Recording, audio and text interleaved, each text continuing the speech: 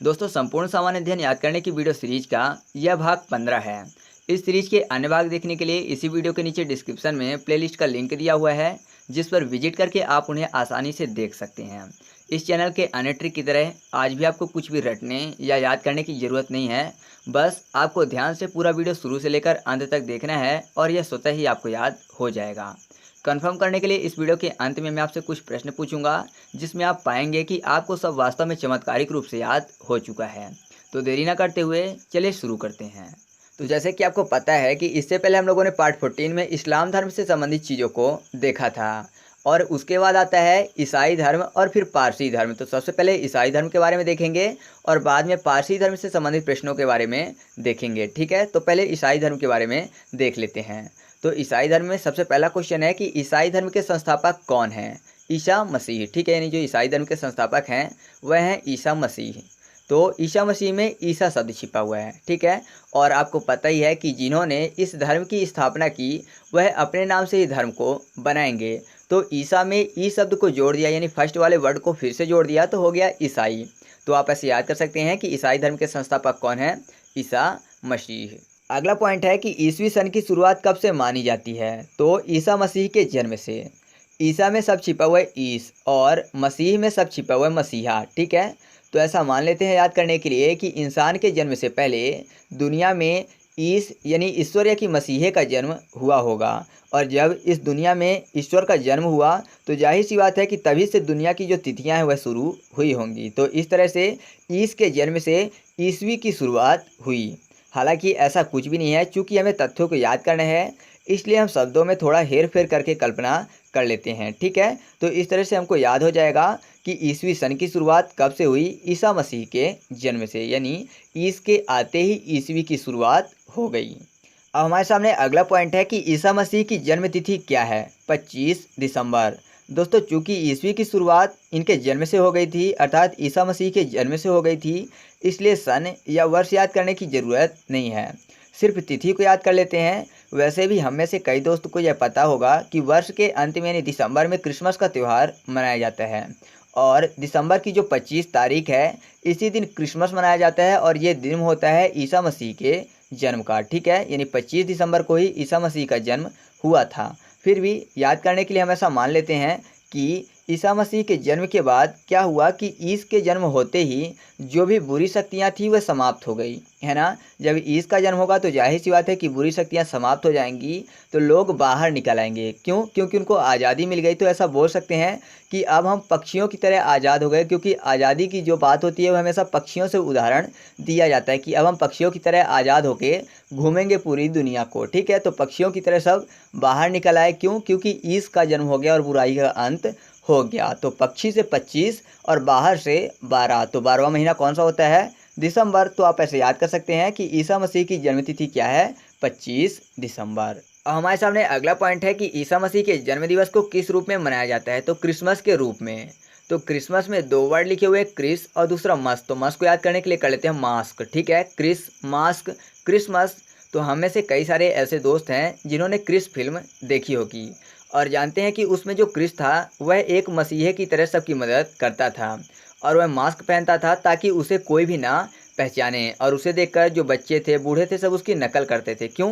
क्योंकि वह एक मसीहा है। तो वैसे ही मास्क सब पहनते थे उस मसीहे को देखकर। तो हम मान लेते हैं कि किसी मसीहा जिसका नाम क्रिस है उसके जन्मदिन पर क्रिस का जो मास्क है सभी पहनकर घूम रहे हैं, और चारों तरफ केवल क्रिस मास्क ही दिख रहा है। ठीक है, तो क्रिस मास्क दिख रहा है चारों तरफ, तो ऐसा लग रहा है कि जैसे क्रिस मास्क या कि क्रिसमस है आज। तो आप ऐसे याद कर सकते हैं कि ईसा मसीह के जन्मदिवस को किस रूप में मनाया जाता है? क्रिसमस के रूप में। ठीक है, क्योंकि सभी लोग मसीहा के जन्म होने पर क्रिस वाला मास्क पहन रहे थे, और मसीहा कौन सा? क्रिस की बात हो रही है। क्रिस भी एक मसीहे की तरह कार्य करता था। अब अगला पॉइंट है कि ईसाई धर्म का प्रमुख ग्रंथ क्या है? तो बाइबल। ईसाई में सब छिपा हुआ है ईस। ठीक है, ईस मतलब ईश्वर की बात हो रही है, और ईश्वर अपने ग्रंथ में क्या बताएंगे? तो आप बोलेंगे कि ईश्वर जो हैं वह अपने ग्रंथ में बोलेंगे कि अच्छी चीज़ों का पालन करो, यानी जो अच्छी बातें हैं उसको अपनाओ, और बाय करो इविल को। इविल मतलब शैतानी शक्तियाँ या कि पाप और बुराइयों को बाय करो, और जो अच्छी चीज़ें हैं उनको अपनाओ। तो बाय करो इविल को, तो बाय और इविल से बाइबिल, बाय इविल बाइबिल, ठीक है। तो आप ऐसे याद कर सकते हैं कि ईसाई धर्म का प्रमुख ग्रंथ क्या है, बाइबिल है। फ्रेंड्स, आगे की ट्रिक बताने से पहले मैं आपसे एक अनुरोध करूंगा कि अगर आपको वीडियो अच्छा लग रहा हो तो वीडियो को लाइक ज़रूर कर दीजिए, क्योंकि आपके लाइक करने से हमारा जो मनोबल है वह बढ़ता है। अगला पॉइंट है कि ईसा मसीह का जन्म कहाँ हुआ था, तो यरूशलेम के पास बेथलेहम में। तो याद करना है, तो यहाँ पर ईसा में सब छिपा हुआ ईस और मसीह में सब छिपा हुआ मसीहा, ठीक है। ईसा और मसीह मसीहा। तो किसी भी क्षेत्र में अगर जुल्म ज़्यादा हो रहा है या फिर कहीं भी जुल्म जो है वह बढ़ रहा है और अचानक से वहाँ किसी मसीहे का जन्म हो जाए, तो लोग क्या करेंगे, सबसे पहले उनकी आंखों में आंसू आ जाएंगे, है ना। खुशी के आंसू जो हैं वह सबसे पहले उनकी आंखों में आ जाएंगे, यानी वह रू देंगे अर्थात रो देंगे, और फिर उसे वह सलाम करेंगे। तो सलाम और रू से जेरूसलम, और फिर बोलेंगे कि चलो अब हमें बचाने वाला आ गया है, और सब रिलैक्स होकर बैठ जाएंगे। तो बैठने से होगा बैथलेहम। तो आप ऐसे याद कर सकते हैं कि ईसा मसीह का जन्म कहाँ हुआ था, जेरूसलम के पास बेथलेहम में, ठीक है। आगे बढ़ते हैं। अगला पॉइंट है कि ईसा मसीह के माता पिता का नाम क्या था, तो क्रमशः मेरी और जोसेफ, ठीक है। माता का नाम मेरी और पिता का नाम जोसेफ था। तो हम ऐसा मान लेते हैं कि किसी भी मसीहा की जो माँ है उनको सभी पूछते हैं और कहते हैं कि यह मेरी माँ जैसी है ना। बिल्कुल सही बात है। अगर मसीहा की माँ है तो सब उसको यही बोलते हैं कि यह मेरी भी माँ है। और पिता की बात जब होती है तो मसीहा का पिता वही होता है जो उसे मसीहा वाला काम सिखाता है, यानी क्या बोलता है कि लोगों को सेफ या कि सुरक्षित रखो। ये चीज़ जो बच्चे को सिखाते हैं यानी मसीहा को सिखाता है, वही मसीहा का पिता है। तो सेफ करने की बात हो रही है, लोगों को सेफ करने को बता रहा है, तो सेफ से जोसेफ। तो आप ऐसे याद कर सकते हैं कि ईसा मसीह के माता व पिता का नाम क्या था, मेरी और जोसेफ। मेरी को याद करना आपके लिए और भी आसान हो जाएगा। अगर मैं आपसे पूछूं कि जब आप कभी भी क्रिसमस विश करते हो तो कैसे बोलते हो, तो आप बोलेंगे कि मैरी क्रिसमस बोलते हैं। तो मैरी शब्द जो है वह उनकी माँ के लिए ही है, ठीक है। तो आप ऐसे इसको याद कर सकते हो।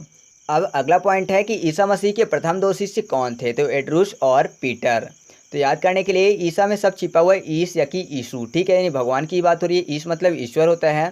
तो अगर कोई भी गुरु या कि शिष्य इंसान है, तो अगर कोई शिष्य है वह कुछ बदमाशी कर रहा है, तो जाहिर सी बात है कि बच भी सकता है। क्यों?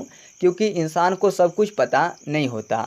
लेकिन मान लीजिए कि जो गुरु हैं वह कोई ईश्वर हों, तो ईश्वर को तो सब कुछ पता होता है। क्यों? क्योंकि ईश्वर सर्वज्ञ हैं, उनको सभी बातें पता होती हैं। तब जो शिष्य है बदमाशी करेगा तो उसको पिटाई का जो डर है वह बना रहेगा। क्यों? क्योंकि ईश्वर को सब कुछ पता है, तो पिटाई का जो डर है वह बना रहेगा। तो पिटाई से पीटर और डर से ड्रूस या फिर एड्रियूस, ठीक है, ड्रूस एड्रियूस। तो आप ऐसे याद कर सकते हैं कि ईसा मसीह के प्रथम दो शिष्य कौन थे, पीटर और एड्रियूस। अगला पॉइंट है कि ईसा मसीह को सूली पर कब चढ़ाया गया था, तो 33 ईस्वी में। याद करना आसान है क्योंकि आपको पता है कि जब ईसा मसीह को सूली पर चढ़ाया गया था तो उनको बहुत यातनाएं दी गई थी। साथ ही जो खंबा था जिसमें उनको सूली में चढ़ाना था, वह खंबा भी उन्हें ही पहाड़ तक तीन तीन कर ले जाना पड़ा था। तीन तीन कर मतलब खींच खींच कर उनको अकेले ही उस खंबे को पहाड़ तक ले जाने के लिए कहा गया था। तो उनको बहुत मेहनत लगी होगी। क्यों? क्योंकि खंबे को अकेले ही तीन रहे थे, तीन तीन कर ले जा रहे थे। तो तीन तीन से हो जाएगा 3 यानी 33। तो आप ऐसे याद कर सकते हैं कि ईसा मसीह को सूली पर कब चढ़ाया गया था, 33 ईस्वी में, ठीक है। अगला पॉइंट है कि ईसा मसीह को किस रोमन गवर्नर ने सूली पर चढ़ाया था, तो पोंटियस ने। याद करना है, तो पोंटियस में दो वर्ड लिखे हुए हैं, एक पॉइंट और दूसरा यस। मैं आपको बता दूं कि पॉइंट का एक मतलब होता है इशारा करना और यस मतलब हाँ, पॉइंट यस तो पोंटियस। तो जैसे फांसी में चढ़ाने से पहले कुछ इशारा करते हैं या फिर रुमाल को गिराते हैं, ऐसे ही कुछ हम लोग भी कल्पना कर लेते हैं कि ईसा मसीह को जब सूली पर चढ़ाया गया होगा तो पॉइंट किया गया होगा। पॉइंट मतलब इशारा किया गया होगा और यस बोला गया होगा, तभी उनको सूली पर चढ़ाया गया होगा। तो पॉइंट यस तो पोंटियस। तो आप ऐसे याद कर सकते हैं कि ईसा मसीह को किस रोमन गवर्नर ने सूली पर चढ़ाया था, पोंटियस ने। अगला पॉइंट है कि ईसाई धर्म का सबसे पवित्र चिन्ह क्या है, तो वह है क्रॉस। तो वैसे तो ये चीज़ सबको पता है, फिर भी मैं बता देता हूँ कि जब उनको सूली पे चढ़ाया गया था तो उनके जो हाथ थे वह बांध दिए गए थे, ठीक है। तो हाथ बांधने के लिए भी लकड़ी की ज़रूरत पड़ी थी। वैसे आज के टाइम पे जो हाथ है पीछे बांधे जाते हैं, तो लकड़ी की ज़रूरत पड़ी थी हाथ बांधने के लिए। खोल के उनके दोनों हाथ बांध दिए गए थे। तो जब हाथ बांधेंगे तो एक लकड़ी वो और जिसमें लटकाएंगे एक लकड़ी वो, मतलब एक लकड़ी वर्टिकल साइज में और एक हॉरिजेंटल साइज में।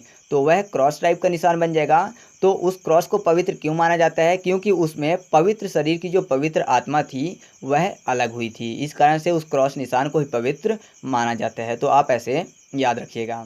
अगला पॉइंट है कि 12वीं शताब्दी में फ्रांस में तुलनात्मक रूप से अधिक ऊंचे व हल्के चर्चों के निर्माण हुए। वास्तुकला की यह शैली क्या कहलाती है? तो वह कहलाती है गोथिक शैली। याद करना है तो गोथिक में दो वर्ड लिखे हुए हैं, एक गो और दूसरा थिक। गो का मतलब क्या होता है? जाना, और थिक का मतलब होता है मोटा, घना, ठोस या फिर भारी। तो यहाँ पर शब्द ही बोल रहा है कि गो थिक, यानी जो भारीपन है वो चला जाए। तो अगर भारीपन चला जाएगा तो क्या बचेगा? हल्कापन बचेगा, है ना। अगर किसी भी चीज़ से भारीपन चला जाता है तो जाहिर सी बात है कि हल्का वाला पार्ट बचेगा। तो हल्के से आप याद कर सकते हैं कि पहले ऊंचे व हल्के चर्चों के निर्माण होते थे, तो वह शैली कौन सी कहलाती थी? गोथिक शैली, क्योंकि गो हो जाता था थिक अर्थात भारीपन, तो बचता था हल्का वाला। अगला पॉइंट है कि ईसाई ईश्वर पिता, ईश्वर पुत्र और ईश्वर पवित्र आत्मा में विश्वास करते हैं, यह क्या कहलाता है? तो यह कहलाता है त्रितत्व। जैसे अन्य धर्म में 3 रत्न को त्रिरत्न या फिर 5 तत्व को पंच तत्व बोल देते हैं, वैसे ही इसमें 3 तत्व को त्रितत्व बोला जाता है। तो बिना पढ़े या कि बिना याद किए ही आप इसका उत्तर दे लेंगे, ठीक है, क्योंकि यहाँ पर 3 तत्वों की बात हो रही है, ठीक है। कौन कौन से? एक तो ईश्वर पिता, दूसरा ईश्वर पुत्र और ईश्वर पवित्र आत्मा। अब हम लोग बात कर लेते हैं पारसी धर्म से संबंधित प्रश्नों की। पारसी धर्म के पैगंबर कौन थे? तो जरथुष्ट। याद करना है तो हम ऐसी कल्पना कर लेते हैं कि कोई व्यक्ति है जो कि 7 समुद्र पार से पैगाम लाया है, क्योंकि पैगाम का मतलब संदेश होता है और पैगाम से पैगंबर और पार से पारसी। तो याद करने के लिए कर लेते हैं ऐसा। तो अगर कोई व्यक्ति 7 समुद्र पार से पैगाम लाएगा तो जाहिर सी बात है कि वह थक जाएगा, तो बोलेगा जरा थक गया हूँ, मुझे पानी देना। तो जरा थक से हो गया जराथुष्ट, ठीक है। तो आप ऐसे याद कर सकते हैं कि पारसी धर्म के पैगंबर कौन थे? जरथुष्ट। अगला पॉइंट है कि पारसियों का धार्मिक ग्रंथ क्या है जिसमें इनकी शिक्षाओं का संकलन है? तो वह ग्रंथ है जेंदा अवेस्ता। याद करना है तो पारसियों में सब छिपा हुआ है पार से, ठीक है। तो कल्पना करते हैं कोई व्यक्ति है जो कि समुद्र पार से आया है। अब कोई समुद्र पार करके क्यों आएगा? क्योंकि उसको वहाँ सताया जा रहा था, वह अपने मन का कार्य नहीं कर रहा है, तो किसी भी प्रकार से वह बच के आया है। तो वह क्या बोलेगा कि अब वह केवल धार्मिक कार्य ही करेगा। क्यों? क्योंकि उसकी ज़िंदगी किसी भी प्रकार से भगवान ने बचाई है, समुद्र पार करके वह किसी प्रकार से आया है। तो बोल रहा है कि केवल धार्मिक कार्य करेगा, ज़िंदगी को वेस्ट नहीं करेगा। तो ज़िंदगी से जिंदा और वेस्ट से अवेस्ता। तो आप ऐसे याद कर सकते हैं कि पारसियों का धार्मिक ग्रंथ क्या है जिसमें इनकी शिक्षाओं का संकलन है? जिंदा अवेस्ता। अगला पॉइंट है कि पारसियों की मूल शिक्षा का सूत्र क्या है? तो वह है सद्विचार, सद्वचन और सद्कर्म। तो याद करने के लिए यहाँ पर पारसियों में सब छिपा हुआ है पारस, ठीक है। पारस पत्थर की बात कर लेते हैं जो कि केवल लोहे को छू कर ही उसको सोना बना देता है। तो इसी तरह से इस धर्म की शिक्षाओं पर अमल करके कोई भी व्यक्ति सोने जैसा बहुमूल्य बन सकता है। ये शिक्षा क्या हो सकती है? जैसे कि अच्छा सोचो, अच्छा बोलो और अच्छा काम करो। तो सद्विचार, सद्वचन और सद्कर्म। तो आप इसे ऐसे याद कर सकते हैं। अब इस वीडियो का लास्ट पॉइंट है कि पारसी धर्म के अनुयायियों को क्या कहा जाता है और ये किस ईश्वर को मानते हैं? तो अनुयायियों को कहा जाता है अग्नि पूजक और ईश्वर हैं अहुर, ठीक है। तो इसकी ट्रिक मैं आपको नहीं बताऊंगा, इसकी ट्रिक आपको कमेंट करके बताना है। तो इस तरह से अपनी ट्रिक कंप्लीट हुई। अब हम लोग एमसीक्यू टेस्ट की तरफ चलते हैं। तो आपके सामने पहला क्वेश्चन है कि ईसा मसीह के माता व पिता का नाम क्या था? अगला क्वेश्चन है कि ईसा मसीह को सूली पर कब चढ़ाया गया था? अगला क्वेश्चन है कि पारसी धर्म के पैगंबर कौन थे? तो इतने क्वेश्चन के आंसर आपको कमेंट करके बताने हैं। तो इस तरह से अपना वीडियो कंप्लीट हुआ। अगर आपको वीडियो अच्छा लगा तो वीडियो को लाइक करिएगा, अपने दोस्तों के साथ शेयर करिएगा और पीडीएफ चाहिए तो टेलीग्राम ग्रुप जरूर ज्वाइन कर लीजिएगा, ठीक है। तो चलिए मिलते हैं अगले वीडियो में, तब तक के लिए जय हिंद।